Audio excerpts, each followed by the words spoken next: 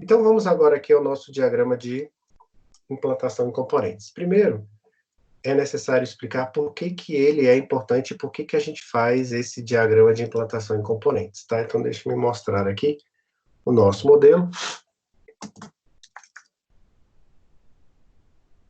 Nosso modelo de TCC. Eita, aqui. Então, vamos lá no nosso diagrama de implantação aí, componentes.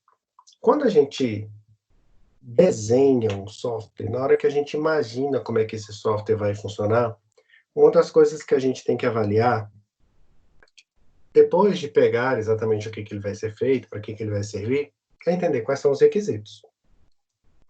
Ponto pacífico, já passamos desse estágio, já discutimos bastante sobre isso. No momento em que você visualiza os seus requisitos, aí você vai diferenciá-los em requisitos funcionais e requisitos não funcionais. Isso vai criar para a gente o que a gente chama de backlog. Então, o gestor do projeto, né, o gestor de TI, vai pegar esse escopo, esse backlog do produto e vai fazer com que ele seja implementado. Vai fazer com que aquela planta que está no papel se torne uma casa, se torne um prédio, se torne um carro, se torne um software. No momento em que esse software está sendo desenvolvido, ele precisa ser executado em algum lugar, né? Um dos conceitos que a gente tem de programa em relação a processo é que um programa é um conjunto de linhas de códigos, né, colocado com uma série de palavras-chave, que são os comandos, né, o for, o while e o if, coesos, colocados numa sequência lógica que permita você entregar algum produto. Quer seja esse produto uma nota fiscal, uma impressão, um ponto na tela, um feedback, qualquer coisa que você consiga ver o resultado. Quando este programa está sendo executado pelo sistema operacional, o sistema operacional o vai reconhecer como um processo. Então, no momento em que você está lá com o seu Microsoft Visual Studio, né, o seu Eclipse, colocando lá o seu programa em PHP ou em Java, aquilo é um programa, ele tem código-fonte.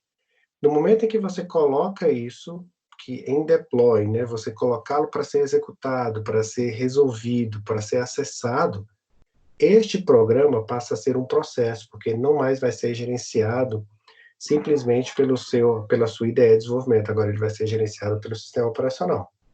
Então, ele se torna um processo. Pois bem, processo, então, é um programa em execução. Ele está na memória do computador e o sistema operacional vai escaloná-lo, vai dar prioridade para ele ser executado e assim por diante, permissão para gravar na memória de massa, o programa está funcionando.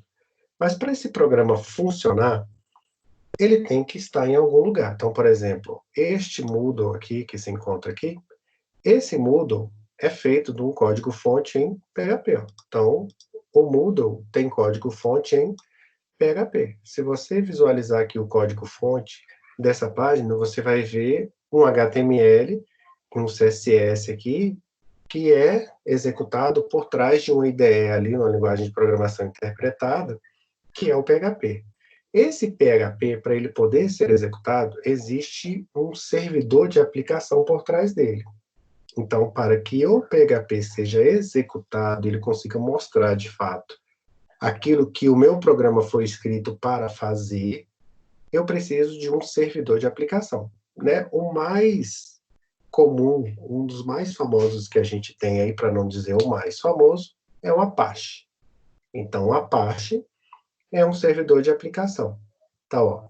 Então, olhando aqui o nosso modelo, indo diretamente lá para o diagrama de implantação de componentes, o que a gente vai ver? Eu vou mostrar essa figura e depois eu vou explicá-la fazendo-a lá no Draw.io, tá? Então, olha só. Então, o que essa figura aqui explica para a gente? Ela explica quais são as partes do meu software. Aonde é que o meu software vai ser executado e como é que essas coisas vão conversar. Dentro do aspecto gerencial, dentro do aspecto das coisas funcionando, é assim que eu devo organizá-la. Se vocês olharem a minha aula de HTML, a aula 3, vocês vão ver um outro ponto de vista do mesmo ou da mesma solução. Quer ver? Ó, se eu vier aqui na aula de UML, que foi a nossa aula 3, cadê aqui, ó? Vocês vão ver aqui que o exemplo colocado para o diagrama de implantação, né, de componentes, é o mesmo, só que sobre outro ponto de vista. Então, está aqui, ó. Então, olhando um diagrama de implantação em componentes, quer seja na visão de um analista desenvolvedor de sistemas, que vai criar, gerenciar a fábrica de software, fazer a solução acontecer, quer seja sob o ponto de vista de um gestor, que vai fazer um edital para comprar o servidor. Já te passo a palavra, Leonardo, só um minutinho. Quer seja de um gestor que vai fazer um edital para comprar as máquinas necessárias, as licenças necessárias para o seu software funcionar, de um jeito ou de outro, é assim que eu visualizo. Pois, Leonardo, fique à vontade. Professor, nesse modelo também a gente tem o include, o extend. Não, não neste. O máximo que a gente tem neste modelo é um sinal de dependência, né? Você deve estar curioso por conta da seta tracejada ali, né? A seta tracejada indica dependência, né? No diagrama de caso de uso, por se tratar de casos de uso, lá as dependências elas podem se figurar, como você bem colocou aí, obrigatórias ou opcionais. Aqui não. Aqui simplesmente eu digo que ele é dependente de. E por que não há uma dependência opcional ou obrigatória aqui? Porque a gente procura desenvolver os nossos serviços com a menor taxa de acoplamento possível, tá? Então a gente espera que os serviços eles sejam desacoplados ao máximo. Isso quer dizer que eu posso rodar o meu sistema usando o Apache 7, aliás, o Apache 2 com o PHP 7 e MySQL 8. Mas a minha solução também pode rodar com Apache 7, Apache 2, desculpa, PHP 7 e MySQL 5.6. Então, o que a gente procura fazer é que esse nível de interdependência entre eles seja o menor possível, para que o seu programa em PHP consiga rodar num servidor, no browser como o Chrome, como o Edge, como o Safari e assim por diante. Então, por isso não há questão de dependências obrigatórias ou opcionais, há simplesmente dependência. Agora, importante frisar o sentido da seta, né? Então, no caso ali, ó, quando eu descrevo que o meu executável, né, é um componente e isso tem que estar colocado no meu browser, isso quer dizer que esse cara aqui, ó, é dependente desse. Sem esse aqui, ó, esse aqui não executa. Ou seja, eu preciso de um browser, né, um Firefox da vida, para que este programa aqui execute. E ele vai executar aonde? Ele vai executar numa estação de trabalho, que pode ser um dispositivo móvel, um desktop, um notebook, assim por diante. Então, novamente, para que serve um diagrama de implantação em componentes? Porque o principal é você saber o objetivo, né? Para que isso aqui serve? Ele serve para mostrar quais são as partes do meu software. Desculpa, ele serve para mostrar as partes do meu software. Antigamente, long time ago, a gente falava em partes físicas. Só que hoje a gente não pode falar em partes físicas com a questão das máquinas virtuais, com a questão dos containers, né? Então, hoje, você não coloca simplesmente o seu software para rodar na sua máquina, na sua casa. Você pode colocar numa máquina virtual na sua casa. Então, você pode ter uma máquina, um Windows 10 e uma máquina virtual Linux. Você pode pegar o seu programa e simplesmente colocá-lo na Azure. Você pode colocar na Google Cloud. Então, o que é este cubo aqui, né? Esse retângulo com essa sombra aqui. Isso é aonde eu vou instalar, aonde eu vou colocar os meus componentes. Então, é como se fosse a minha gaveta. Então, ali eu vou colocar todas as minhas pastas de trabalho. É como se fosse um repositório, como se fosse um servidor, é como se fosse uma máquina. Então, a estação de trabalho ali está representando uma máquina. O que eu tenho nesta máquina? Eu tenho um browser instalado. Então, o meu executável está instalado em um browser. Esse sistema aqui, né, para ele funcionar, primeiro, eu só posso ter até 20 usuários conectados por vez neste sistema. Então, esse sistema aqui só permite 20 usuários conectados simultaneamente. E para fazer conexão a este sistema, eu preciso de uma conexão com a internet. Aqui o exemplo ainda foi bem genérico, né? Ele simplesmente disse que precisava de uma conexão à internet, não te disse qual era o protocolo, não falou se era HTTP, HTTPS, não falou se era um TCP/IP, não falou nada. Ele simplesmente, olha, eu preciso de uma conexão com a internet. No momento em que eu, estação de trabalho, por meio de um browser, tenho conexão com a internet, eu acesso um servidor, né, uma máquina, que dentro dessa máquina eu vou ter um Apache e um PHP, sendo o Apache o meu servidor de aplicação. Professor, pois não. Eu não entendi o que é um servidor de aplicação. Como o próprio nome diz, servidor é aquele que entrega alguma coisa a partir de uma requisição. Por isso a gente chama de cliente-servidor. O cliente solicita alguma coisa, o servidor pega essa resposta, esse pedido, desculpa, processa e te entrega uma resposta. Então, ó, o Moodle está numa plataforma em um servidor que é o Apache.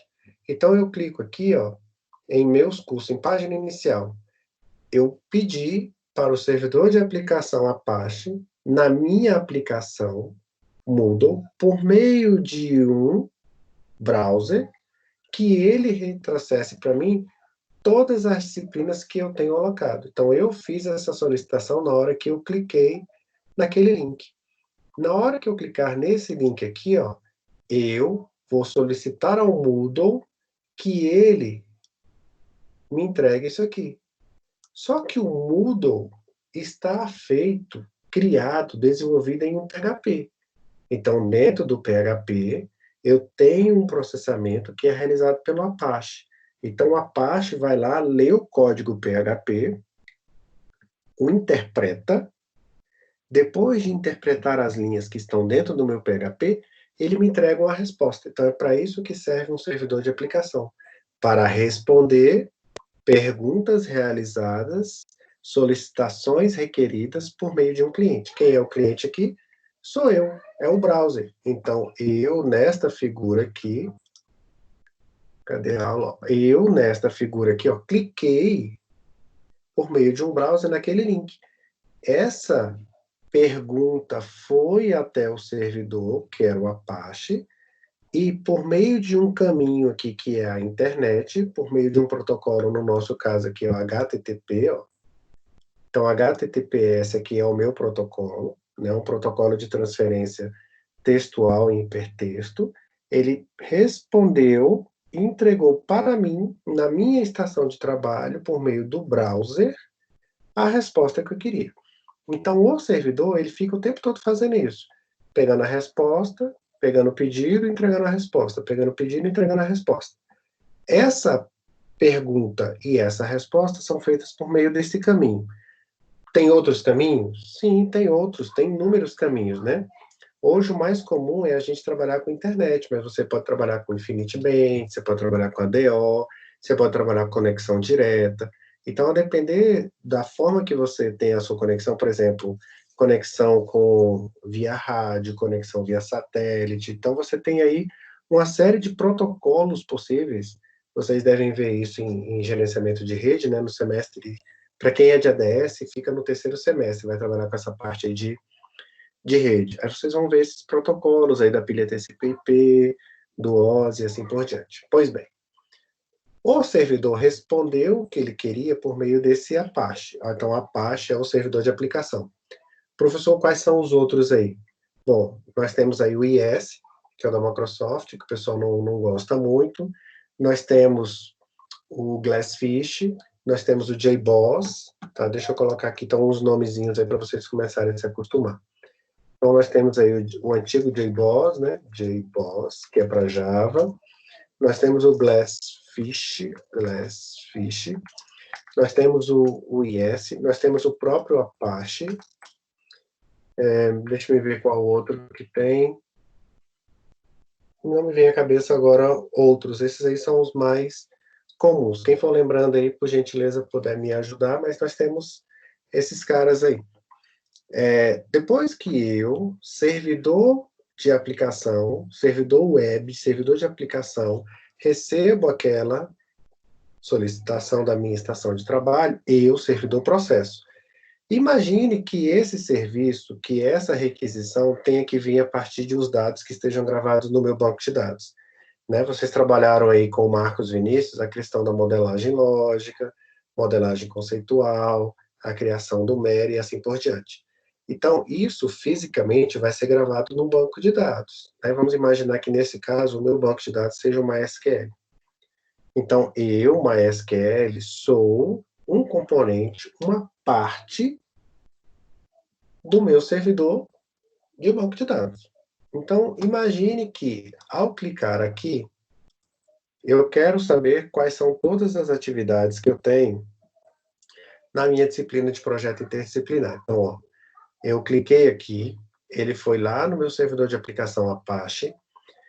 Como essa requisição, esse pedido precisa de dados, de informações que se encontram no banco de dados, ele, o servidor de aplicação, fez uma conexão com o MySQL e por meio de uma linguagem chamada SQL, né, que é uma linguagem estruturada de pesquisa, ele, servidor de aplicação, por meio dessa linguagem que está dentro do PHP, né, então dentro do PHP eu vou ter uma série de comandos lá.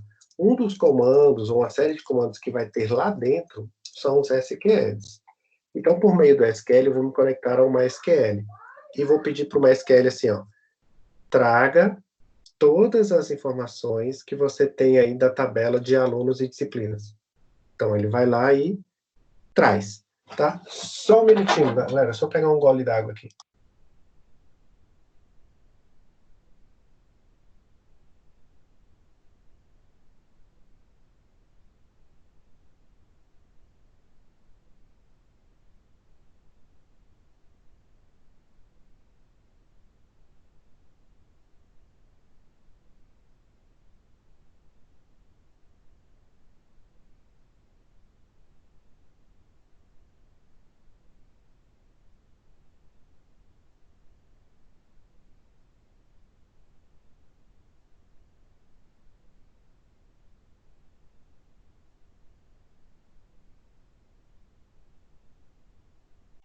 Desculpa, peguei a água aqui para dar um susto no fígado. Bom, então no momento em que eu, servidor de aplicação Apache, preciso de informações que estão dentro do meu banco de dados MySQL, eu faço isso por meio da minha linguagem SQL. Então, quem é o gerentão aí, quem faz tudo, né? Quem é o gerente que faz toda a minha parte de buscar, voltar, saber o que eu tenho que fazer, é o meu servidor de aplicação, tá? Então, os servidores de aplicação é que permitem fazer isso. São eles que gerenciam, né, essa parte específica do que vai ser desenvolvido, daquilo que vai ser feito, se eu tiver que conectar com o banco de dados, se não tiver, tá? Então, eu tenho aí uma série de coisas que eu posso trabalhar em relação a isso, tá? Bom, em relação, então, ao meu servidor de aplicação, é isso. Ah, esqueci de falar aqui do Tomcat, né? Tomcat também é bem famoso. Cadê? Tá aqui. Tomcat também. Tomcat é bem... Pronto. Então, entenderam a lógica? Para que serve um servidor de aplicação? Para receber os meus pedidos e entregar as minhas respostas. Para que serve o diagrama de implantação em componente? Serve para mostrar como os componentes, ou seja, as menores partes do meu sistema, vão se comunicar e vão ser organizadas, aonde irei instalá-las. Em outras palavras, é isso. Aonde é que eu vou instalar determinadas partes do meu software? Onde é que vai ficar o banco? Onde é que vai ficar o front-end? Onde é que vai ficar o servidor de aplicação? Onde é que vai ficar a parte de criptografia? Enfim, aqui eu consigo visualizar esse mapa, tá? Um outro exemplo que eu tenho aqui é este aqui, ó. Esse aqui já é um exemplo mais condensado. Ele não traz tantos detalhes de como é que as coisas funcionam, mas ele descreve ali que existem dois grandes componentes, né? Um componente ali que é o controlador do caixa eletrônico e o gerenciador do caixa eletrônico, tá? Esse símbolo aqui me diz quem é o contido e quem contém, tá? Aí é um símbolo ali de acoplamento. Então, esse cara aqui depende desse, né? Então, esse cara aqui, se ele for desligado, ó, esse cara aqui deixa de existir. Isso aqui é como funciona a maioria desses terminais aí, 24 horas, né? Eu tenho aqui um gerenciador, 24 horas, um gerenciador aqui, né? Que me permite trabalhar com aquela parte específica do meu caixa eletrônico. E aqui está o controlador, por exemplo, do Banco do Brasil. Então, eu venho aqui e me conecto aqui. Ou aqui está o controlador do Bradesco, por exemplo. Então, eu, 24 horas, né, banco 24 horas, me conecto aqui. Se o Bradesco, porventura, estiver fora do ar, o meu banco 24 horas para aquele tipo de atendimento, para aquele cliente, não vai mais funcionar. Bacana? Então é isso. Então vamos fazer um agora, para ver se as coisas clarificam mais. Até aqui, alguma dúvida?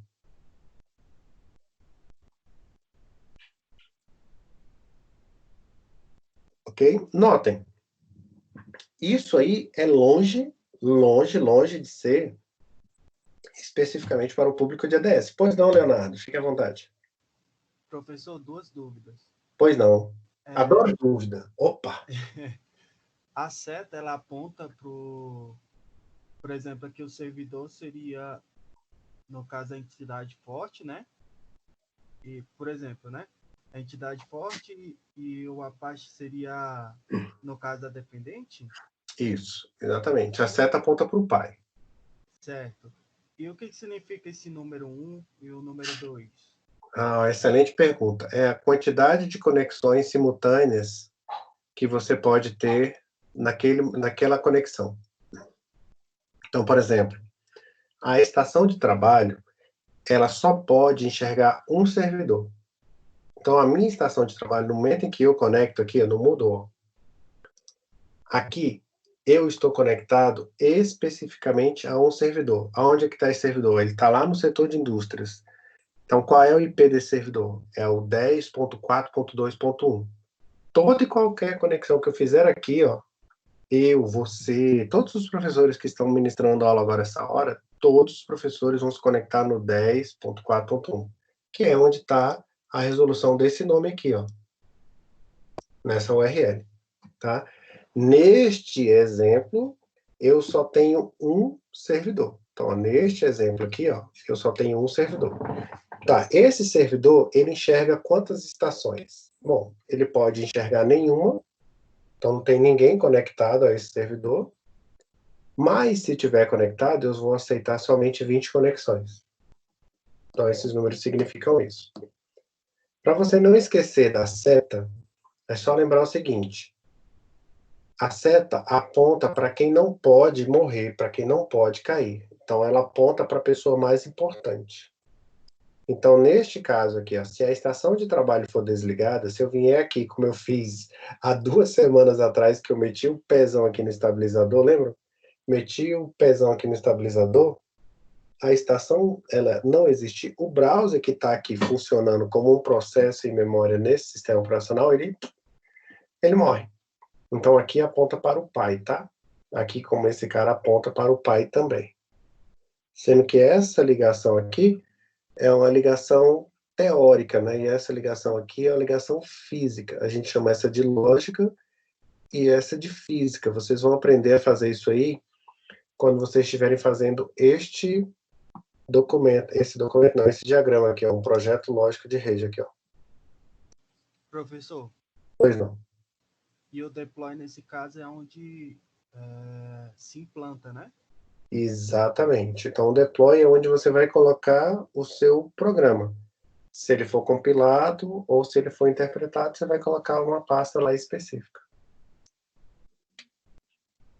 Não é fácil? Quando eu falo para vocês que é fácil, vocês não acreditam. Aí, não tem jeito, eu tenho que ser repetitivo, porque é fácil demais. Então, olha só. Então, é isso aqui que demonstra o nosso diagrama. Aonde é que as coisas vão ser instaladas. Vamos fazer um? Né? Porque vocês vão ter que fazer um, né? Então, vamos fazer um juntos aqui. Então, vamos lá. Então, vocês podem utilizar qualquer ferramenta gratuita, tá? O Vision, StarOML, o qual é o outro agora lá, esqueci o nome, o ArgoML. Eu gosto de utilizar o Draw.io porque ele trabalha aqui na nuvem, né? Então, qualquer coisa, vocês podem acessar de qualquer lugar, né? Você pode estar no metrô, lá no celular, e conseguindo fazer o seu diagrama. Então, acessou aqui o Draw.io, tá? Literalmente assim, ó, Draw.io. Então, eu vou colocar aqui. Pode ser qualquer um, tá? Se você quiser fazer no Photoshop, no CorelDRAW, no InDesign, qualquer lugar que vocês queiram fazer aí, vocês podem executar. Então, eu vou voltar aqui desde o início, tá? Então, ó, eu vou clicar aqui, só para ele poder voltar desde o início, tá? Aí ele vai perguntar se você quer criar um novo diagrama ou abrir um já existente. Se você já tiver uma conta no Google e tiver logado, ele já vai criar esse arquivo, né, esse diagrama na sua conta no Google Drive, né, o que facilita muito também você depois fazer o compartilhamento. Nesse caso aqui, eu vou criar um novo diagrama, né? Esse diagrama, por ser um diagrama específico de diagrama de implantação, ele é da OML especificamente de software, tá? Então basta clicar aqui, ó, e você já vai ter aí um padrão. Então você vem lá em New, né, na parte aqui de software, e manda criar utilizando esse padrão aqui, ó, de software. Mandou criar, ele vai perguntar se você quer gravar isso no seu diretório root, né, no seu diretório raiz lá no Google Drive. Então ele vai criar um arquivo chamado lá draw.io, tá vendo aqui, ó? Então vou colocar aqui, ó, exemplo, diagrama de implantação e componentes. Então tá aí, diagrama de implantação e componentes. Então ele já traz aí para vocês alguns nós e algumas relações, tá? O nome desse cara aqui, ó, chama-se nó. Nó mesmo. Igual a gente fala mesmo. Então, assim, ó, nó. Né? Ou node em inglês. A mesma nomenclatura que você vai ter para rede, tá? Na rede, quando você falar em ativos de rede, você vai perguntar quantos nós. As caixinhas colocadas aqui com esse retângulo, tá? Ó, este retângulo aqui, ó, a gente vai chamá-lo de módulo. Ou mais comumente, no nosso dia a dia, né, de linguagem de programação, de componente. Lembrando que nó, neste caso aqui, é um local, um repositório, onde você vai colocar os seus componentes. Ele pode ser uma máquina virtual, né, uma virtual machine, então uma máquina virtual. Então, o nó pode ser uma máquina virtual, dessas que a gente faz com o da Oracle.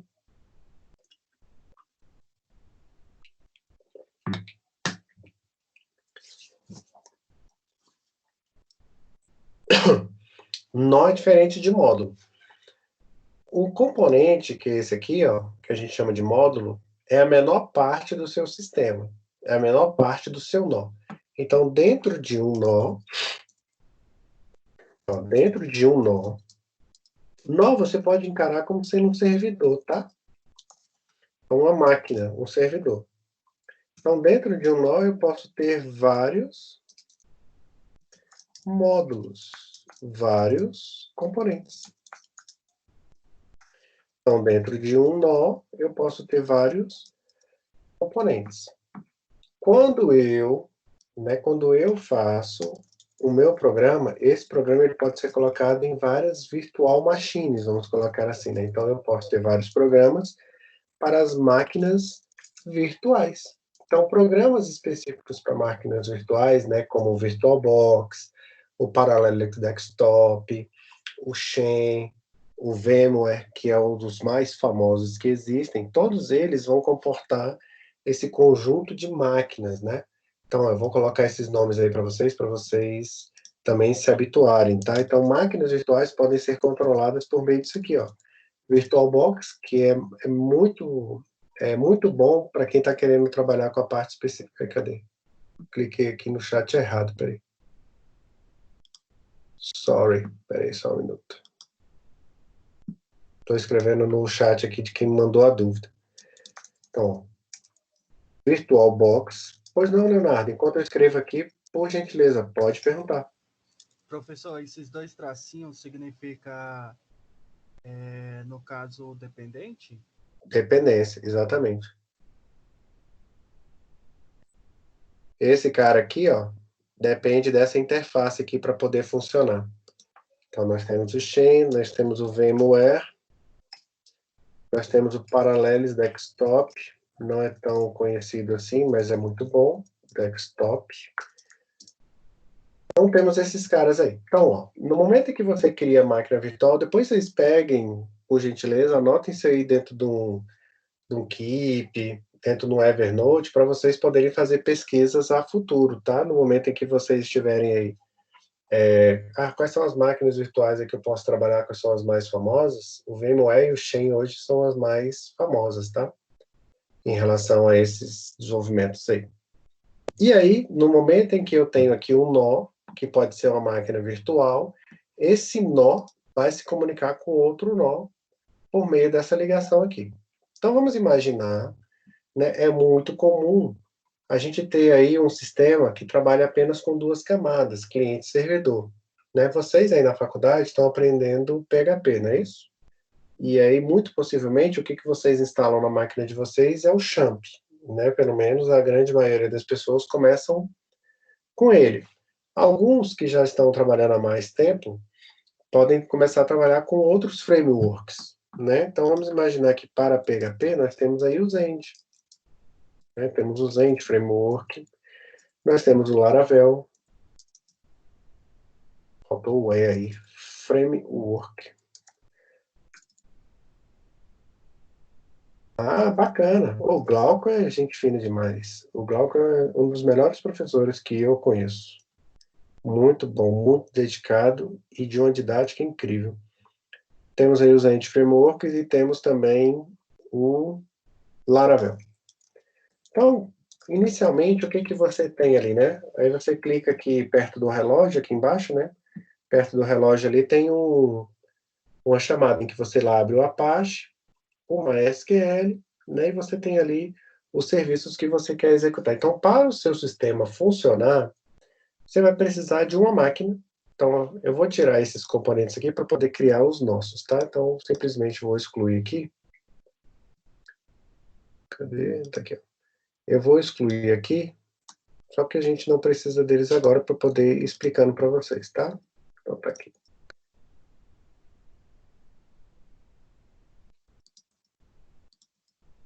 Não vou precisar desse, não vou precisar desse. Vou deixar esses caras aqui só para economizar, eu não ter que ficar fazendo cópia, tá? Então tá aqui. Aí a primeira coisa que você vai perguntar para você é: eu estou desenvolvendo um sistema. Esse sistema vai ser executado aonde? Vamos dar um passo além, né? Já que vocês estão trabalhando aí com o Champ, eu vou colocar uma situação mais real, uma coisa que vocês vão encontrar mais aí na vida de vocês. Vamos publicar isso aí lá na AWS. Vamos publicar isso lá na Amazon. Haja vista que temos alguns alunos que, inclusive, já fizeram curso aí, né, da Amazon, no serviço. Então, vamos lá. Então, o meu sistema em PHP vai rodar na Amazon, né? E aí eu vou complicar um pouco e vou dizer que o meu banco de dados está na Azure. O que é a Azure, né? A Azure é a cloud da Microsoft. Então, a Azure é a plataforma cloud da Microsoft. Né? E a AWS é a da Amazon. E nós vamos ter o nosso primeiro trilionário, né, isso no mundo, daqui a pouco, lá o Jeff Bezos.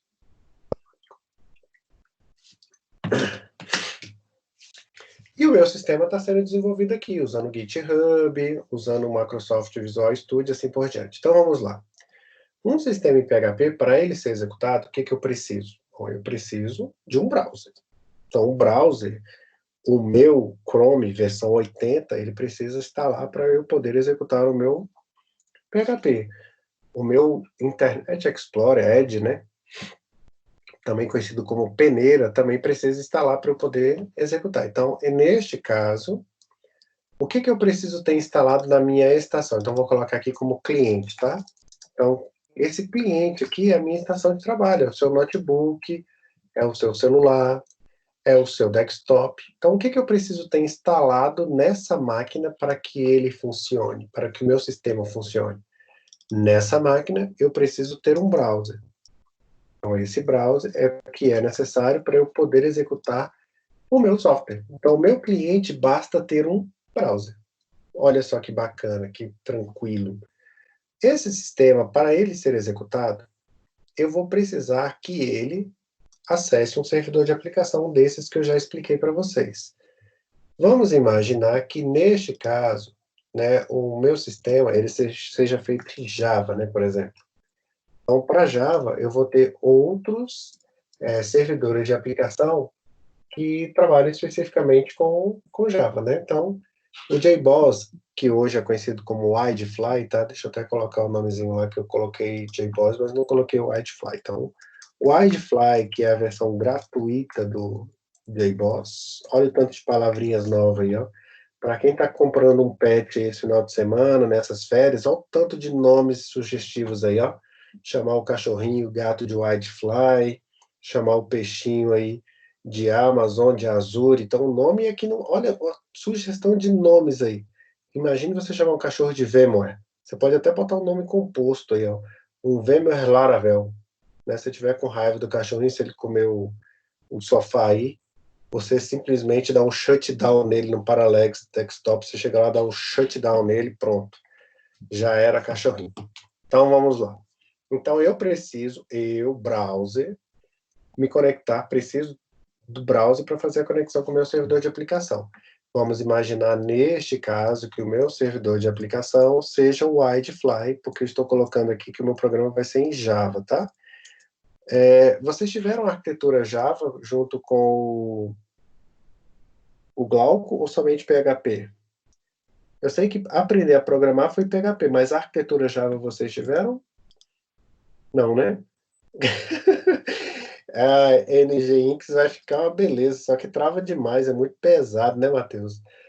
Isso aí tem que ser nome de Bulldog, ou aqueles São Bernardo, né, aqueles cachorros muito grandes.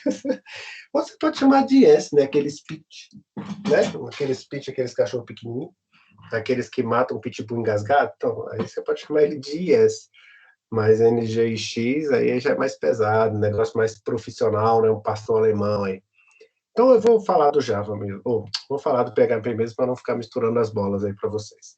Então eu estou desenvolvendo o meu sistema e estou utilizando o Apache. Então o Apache vai ser o meu servidor de aplicação. Lembrando que o servidor de aplicação é aquele cara que serve, é o que recebe a requisição, e a partir do momento em que ele recebe essa requisição, ele entrega a resposta, ele faz a execução daquela resposta. O Apache, nesse caso, ele precisa de um componente para executar. Então, não basta ter o Apache. Eu preciso ter ali um outro módulo, por exemplo, que é um módulo de criptografia, que foi um módulo que eu desenvolvi, uma API. Né, uma API para consumir, por exemplo, dados de banco de dados.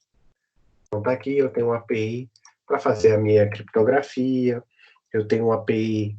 O que é a API? Né? A API é uma forma, um componente que você cria que permite que você acesse, né, aplicações por meio de uma outro acesso, tá? API quer dizer Application Program Interface, né? É uma aplicação que permite você se conectar a outras, né? Então, no momento em que eu quero fazer uma conversão do meu sistema daqui para ele conversar com XML numa máquina de grande porte, eu preciso de uma API. Imagine que vocês estejam fazendo um sistema em que precisa se conectar à balança, né? Aquelas balanças Filizola. A balança Filizola vai te dar lá um peso, mas como é que aquele peso vai ser multiplicado pelo valor, sei lá, do preço de um tomate? Então, a balança Filizola tem uma API que permite se conectar a ela, né? Em alguns softwares, alguns aplicativos de celular, ou mesmo Android, que você quer se conectar ao seu Android para poder fazer a conexão, impressora, e assim por diante. Então, APIs são interfaces programáveis para você se conectar a outras, né? Vamos imaginar que, nesse caso, eu preciso de uma API, essa API é da área de segurança, tá? E esse cara aqui está lá na Amazon, está lá no meu serviço da AWS. Então, a conexão realizada entre eles, tá aqui. Então, a conexão realizada entre eles, deixa eu colocar aqui, deixa eu tirar essa setinha aqui, ó. Então, tá aqui. A conexão colocada entre eles vai ser por meio de HTTPS. Então, HTTPS, né, um protocolo textual, vai permitir fazer a conexão entre esses dois nós.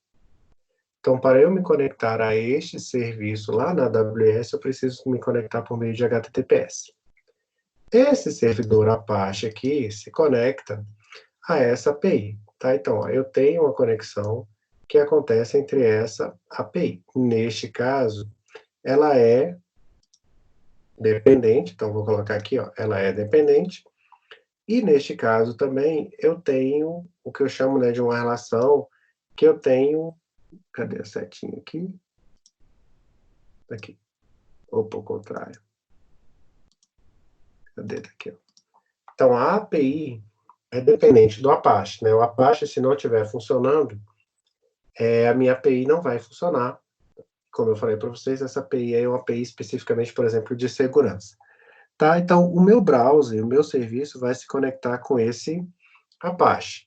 Né? Você pode fazer assim ou pode fazer assim também. Tá? As duas formas são aceitas. Você pode se conectar diretamente aqui ao módulo. Geralmente a gente não faz isso, a gente se conecta diretamente aqui por questões de camada de segurança, né? A gente pode colocar, por exemplo, aqui um sandbox, a gente pode colocar aqui um serviço de firewall, enfim, a gente pode colocar uma série de coisas aqui que permitam dar mais segurança, né, para ninguém ficar conectando diretamente a essa pasta. Esse cara pode ser, inclusive, colocado em uma área desmilitarizada, uma DMZ, enfim, você pode ter aqui uma série de outros componentes.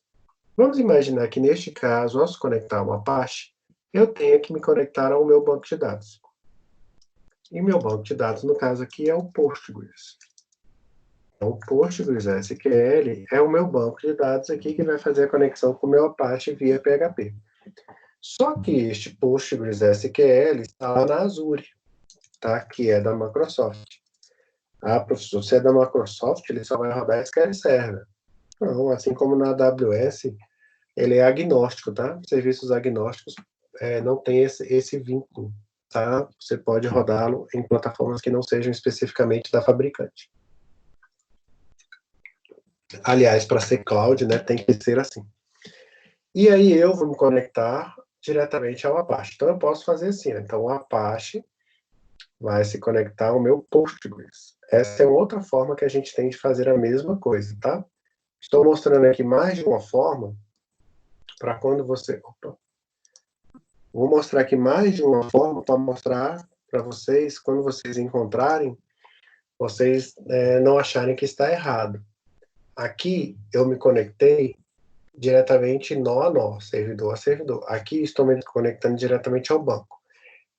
Este caso aqui é o caso mais improvável, né? A gente não faz isso aqui por questões relativas à segurança. Por quê? Já te dou a voz aí, Leonardo, só um minutinho. O Apache, ele não tem que ficar sabendo qual é a porta e qual é o Postgres, né?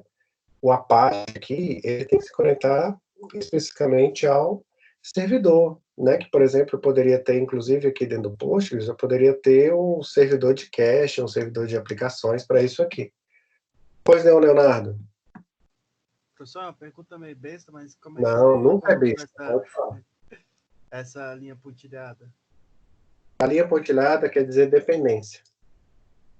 Como é que o senhor colocou aí no sistema? Ah, perfeito. Na hora que você coloca e puxa aqui, né, de um local para o outro, tem, ó. Quando eu passo o mouse por cima, tá vendo? Não sei se vocês conseguem ver que ele fica com 4 setinhas assim, ó. Tá vendo aqui, ó? Ele fica com essas setinhas. Se eu puxar essa setinha aqui, ó, para qualquer lugar, desculpa, ele faz essa linha. Tá vendo? A linha aqui vai ser a última que eu utilizei. Basta clicar nessa linha, aí você tem esse caixa de ferramentas aqui, ó. Se você clicar aqui na caixa de ferramentas, você pode vir aqui, ó, e modificar para tracejado. Aí ele já modifica. Então aqui eu posso trabalhar com ela tracejado, posso trabalhar com ela pontilhada, né, para comentários, ou posso trabalhar com o que é o mais comum, que é a associação simples, que é a forma de você ligar dois objetos, tá?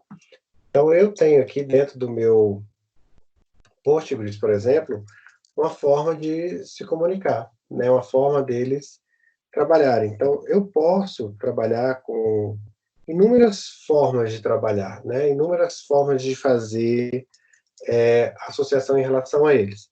Eu posso trabalhar com Postgres diretamente, né, na forma que eu quero, ou eu posso trabalhar com Postgres por meio de outros aplicativos. Nesse caso aqui, estou trabalhando com Postgres diretamente, tá? Mas eu poderia trabalhar com outras formas, tá? Então, quando eu trabalho com Postgres, eu posso trabalhar de diferentes formas, certo?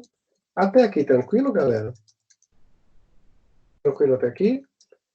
Ah, essa é a forma que eu falei para vocês, é a forma menos segura, tá? Não é a forma melhor da gente trabalhar, que é essa forma aqui, ó.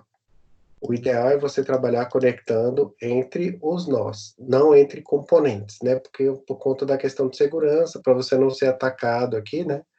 A pessoa não precisa saber o nome do seu servidor. O nome do servidor, que eu digo, o nome da máquina colocada lá na Azure. Basta com que ele tenha o meu servidor. Então, deixa eu colocar aqui. Então, servidor PG. Vou escrever aqui para vocês. Quais são os nomes deles, né?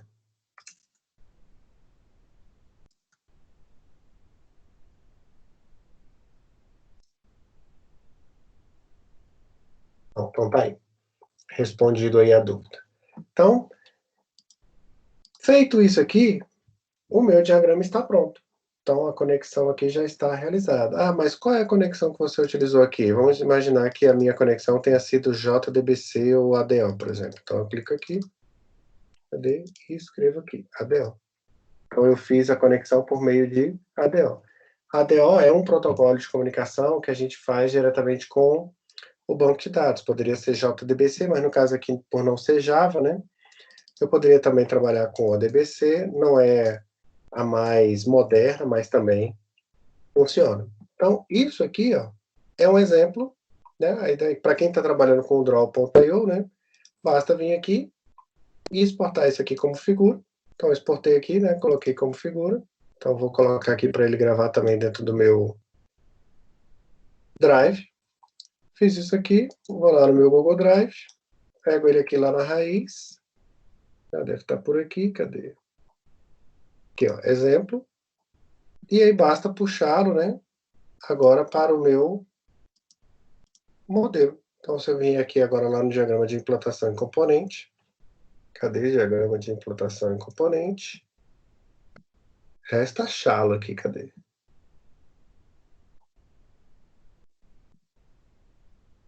Eita, que surra. Sumiu daqui.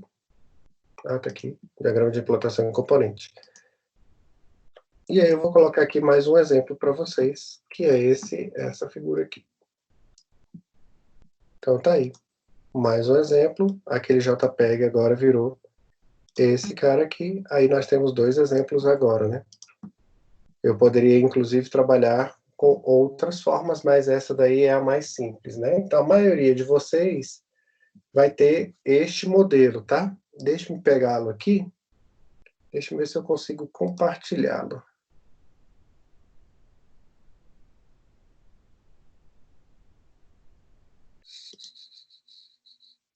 Pronto, vou colocar aqui no chat para vocês, aí vocês já podem usar esse aqui como uma forma.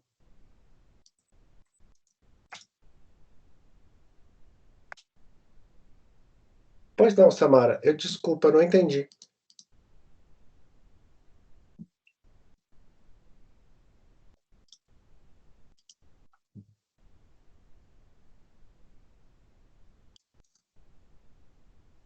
Samara, não entendi. Se você puder me escrever de outra forma aí.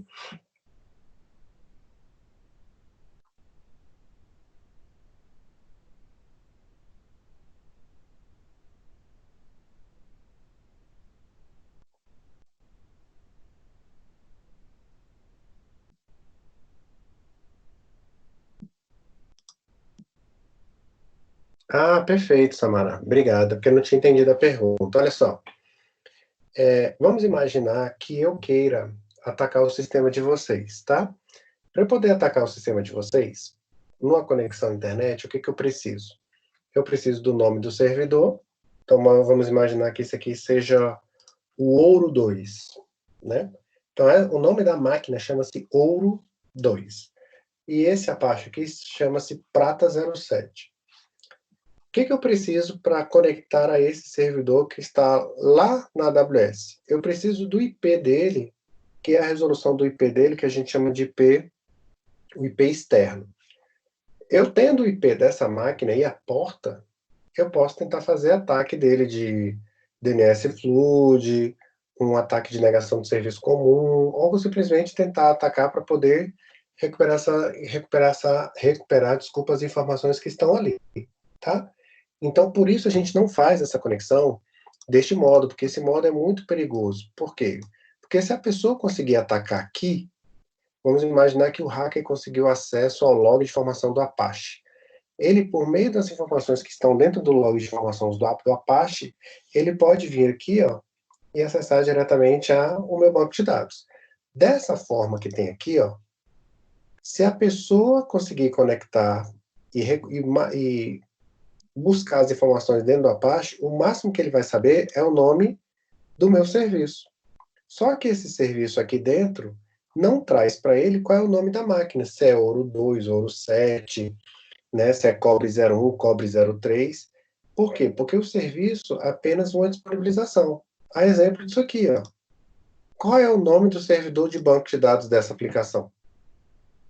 Não tem como saber. Olhando simplesmente a URL ali, não tem como saber. Se eu, porventura, pegar o código PHP aqui, né, do fio PHP, possivelmente eu vou saber qual é o servidor que está conectando. Então, qual é o IP e qual é o servidor. Mas se eu faço assim, ó, já é uma camada de segurança que eu coloco. Sim, ainda que esteja dentro do mesmo serviço, dentro do mesmo fornecedor. Caso você queira blindar, né, caso você queira fazer algo, uma transposição disso para que isso fique mais seguro, aí o que você pode fazer? Aí você pode matar essa conexão aqui, ó, e criar aqui uma outra zona, tá? Essa zona aqui é conhecida no meio da área de redes e na área de segurança como DMZ, tá? Então deixa eu colocar aqui. Deixa eu trazer esse cara aqui para trás. Então, esse cara aqui, então agora eu vou criar uma outra zona, tá? Se essa for a sua necessidade, tá, Samara? Então, ó, eu preciso agora de uma camada externa de segurança. Essa blindagem na área de rede, a gente chama de zona desmilitarizada, tá? Depois vocês podem estudar um pouco mais aí em aspectos relativos à rede.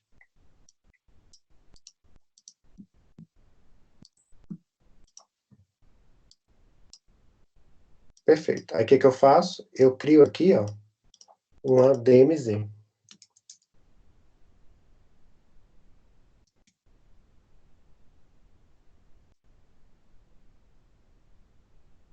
Vou colocar isso aqui lá no canto, lá em cima. Deixa eu ver como é que é.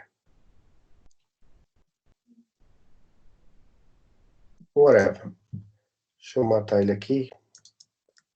Deixa eu colocar como um texto solto aqui, para não ficar apanhando ali demais. Depois eu descubro como é que é. Então aqui, ó. TMZ. Tá? Depois procure aí. TMZ é zona desmilitarizada. Tá? A gente faz isso no Firewall, quando a gente tem 3 placas de rede em que você faz uma conexão aqui de maneira com que você não sabe quem está conectando do outro lado. Né? O usuário vai se conectar, mas não sabe a quem. Tá? Funciona como se fosse uma caixa postal de antigamente. Eu nem sei se existe mais, acho que existe ainda, né? Essas caixas postais em que você aluga, por exemplo, você vai ali nos Correios, no centro de Taguatinga. Estou tentando arrumar isso aqui, na verdade. Aqui. Então aqui, aí aqui eu coloco a conexão ADO. Então funciona assim, ó. Então essa aqui está a minha DMZ. Essa rede aqui, ó, para se conectar a essa, ele se conecta por meio de um IP. Então vamos imaginar que ele vem aqui por um caminho. Na hora que ele chega aqui, ó, aqui dentro, ele tem uma outra interface de rede. Então essa máquina aqui, ó, Essa daqui, ela nunca é acessada a não ser por este caminho, tá? Então, eu consigo proteger essa máquina de modo com que essa máquina só seja acessada por meio desse serviço. Então, essa máquina não recebe requisição alguma, a não ser por esse serviço. Aí a gente já evita esse tipo de ataque. Então, é uma forma que a gente tem de blindar. Mas isso é uma questão de configuração que você vai ter que colocar na sua rede, você vai ter que trabalhar com o seu firewall, né? Você vai ter que trabalhar em uma série de coisas, né? O mascaramento de IPs, então tem uma série de coisas que você tem que fazer aí, mas caso seja necessário, dentro da mesma organização, a gente pode fazer isso, né? Neste caso aqui, nem mesmo o desenvolvedor, ele conhece exatamente qual é a máquina que está conectada lá, que na verdade aquele IP que ele te deu, ele nem existe, né? Então, é uma forma da gente blindar. É uma das formas mais básicas que a gente tem de blindar alguma coisa, é a pessoa não conseguir enxergar e ter acesso a ela. Então, essa é uma forma que a gente tem de fazer o mascaramento, tá? O ocultamento, ou simplesmente fazer a diferenciação em relação a isso. Certo, galera? Então, em relação a diagrama de implantação de componentes, deixa eu salvar esse aqui. E aí agora vocês podem até pegar esse exemplo aqui, se vocês quiserem, a partir desse aqui fazerem o de vocês, aí colocando as necessidades de vocês, né? Geralmente o projeto de vocês não tem API, geralmente não tem DMZ, aqui foi só um exemplo colocado. E agora estou aguardando as dúvidas, né? Já visto que chegamos aí na nossa hora do nosso intervalo. Dúvidas, galera? Me ajudem aí. Querem fazer 10 minutinhos de parada para a gente ir diretamente para a lista de exercício e para o PI, tirar as dúvidas do PI? A gente pode fazer igual a gente fez há 3, 4 aulas atrás, em que eu fui abrindo os projetos e vocês foram mandando dúvida e a gente vai fazendo. Eu aqui do meu lado não preciso fazer intervalo, não. Eu só vou encher a garrafinha de água novamente, que a minha já está aqui no fim.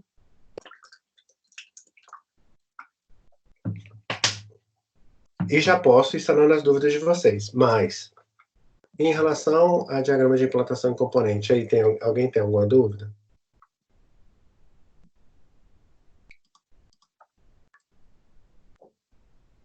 Né? Até o mais correto, até olhando aqui o desenho, né? Até o mais correto mesmo seria até imaginá-lo assim, ó. Onde esse cara aqui ficaria na frente. Poderia fazer assim também, pensar assim, ó. Me ocorreu agora que eu ainda posso proteger ainda mais ainda, eu posso fazer assim.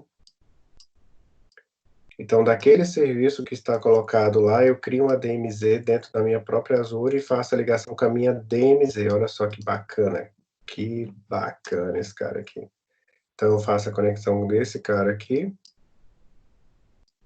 à minha DMZ. Agora, por que ele não quer aparecer aqui? Ah, ele está aparecendo, porque ele está dobrado ali, né? Ah, ele estava ali o tempo todo. Então, tá aí, olha só que bacana. Então, eu crio uma DMZ para o CNJ, uma DMZ para o Ministério da Ciência e Tecnologia, uma DMZ para cada cenário. Assim, ninguém vai conseguir enxergar os dados relativos uns dos outros.